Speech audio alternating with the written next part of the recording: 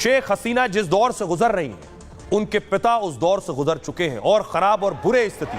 ये तस्वीर आप देख रहे हैं, शेख मुजीबुर रहमान की प्रतिमा किस तरह से तोड़ी गई, ये अब की बांग्लादेश की तस्वीर है। बांग्लादेश के संस्थापक की प्रतिमा को बुलडोजर लगाकर, पहले देखिए बुद्ध की गर्दन तोड़ी गई, उसके बाद पूरा बुद्ध तोड़ दिया गया, उनका स्टैचू गिरा दिया गया। भीड़ तालियां बजा रही है, भीड़ जश्न मना रही है। अगली तस्वीर देखिए, ये राष्ट्रपिता बांग्लादेश के, जिनकी एक और तस्वीर जिस पर बुलडोजर लगाकर उसे तोड़ दिया गया।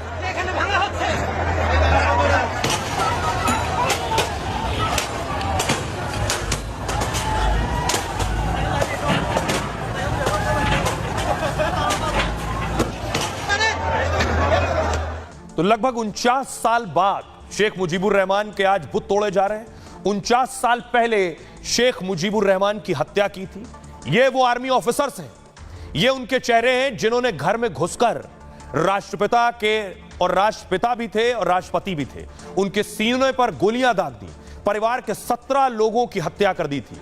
शेख हसीना ने वो दौर भी देखा है, उस वक्त से भी वो गुजरी हैं कि जिस वक्त घर के जो हालात थे वो बहुत खराब थे। देखिए जरा, आपको लिए चलता हूं उस दौर में क्या हुआ था उनके घर में। यह समझ लीजिए शेख हसीना का घर है उस वक्त का। 1975 में बांग्लादेश में तख्ता पलट हुआ। शेख हसीना के पिता शेख मुजीबुर रहमान राष्ट्रपति थे। शेख मुजीबुर रहमान बांग्लादेश के संस्थापक भी थे। 1971 में बांग्लादेश की आजादी में उनकी मुख्य भूमिका थी। 15 अगस्त 1975 को बांग्लादेश में कत्लेआम मचा था।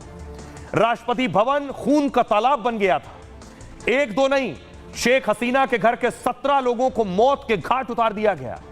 इसमें शेख हसीना के पिता शेख मुजीबुर रहमान भी शामिल थे। शेख हसीना परिवार के 17 सदस्यों की बेरहमी से हत्या कर दी गई। शेख हसीना ने ढाका टाइम्स में खुद इस घटना के बारे में लिखा था। उनका लेख है, वो लिखती हैं, अभी सवेरा भी नहीं हुआ था, दूर मस्जिद से अजान की आवाज आ रही थी। अचानक गोलियों की आवाज से इलाका गूंज उठा। 32 रेस कोर्स पर एक घर के आसपास गोलियां चल रही थीं। वो घर कोई सामान्य घर नहीं था। राष्ट्रपति बंगबंधु शेख मुजीबुर रहमान वहां रहते थे। 1 बीघे जमीन पर बनी साधारण सी 2 मंजिले इमारत थी। मेरे पिता अपने देशवासियों पर पूरा भरोसा करते थे। वो कभी सोच नहीं सकते थे कि कोई बंगाली उन्हें गोली मार सकता है। गोलियों की आवाज के बाद मेरे भाई कमरे से बाहर निकले। मेरे भाई शेख कमाल के सामने मेजर और कैप्टन खड़े हुए थे।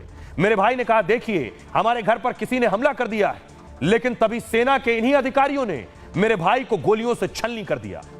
कमाल की मौके पर ही मौत हो गई। एक मिलिट्री टैंक से हमारे घर को निशाना बनाया गया। मेरे पिता ने पहला फोन सेना प्रमुख शफीकुल्लाह को किया था। इसके बाद हत्यारों ने मेरे पिता पर भी गोलियां चलानी शुरू कर दी। मेरे पिता सीढ़ियों पर गिर गए। मेरी मां भी सीढ़ियों पर आई, लेकिन उसी सीढ़ी पर उन्हें भी गोलियों से भून दिया गया। मेरे 2 भाई कमाल और जमाल की नई नई शादी हुई थी। हत्यारों ने वहां दोनों की गोली मारकर हत्या कर दी। 10 साल के छोटे भाई को भी मां के शव के पास ले जाकर मार डाला।